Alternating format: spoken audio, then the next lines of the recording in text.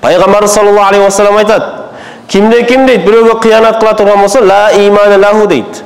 Анын ыйманы жок дейт. Кудай сактасын. Караңызчы канчалык оор хадис. Бирөө сизге бир аманат сөз айтты. Ушундай деп, бирок эч ким айтпай эле коюңуз. Десе сиз аласыздагы досторуңузга айтасыз, тууганыңызга айтасыз, кол коштоңузга айтасыз, жайып жибересиз.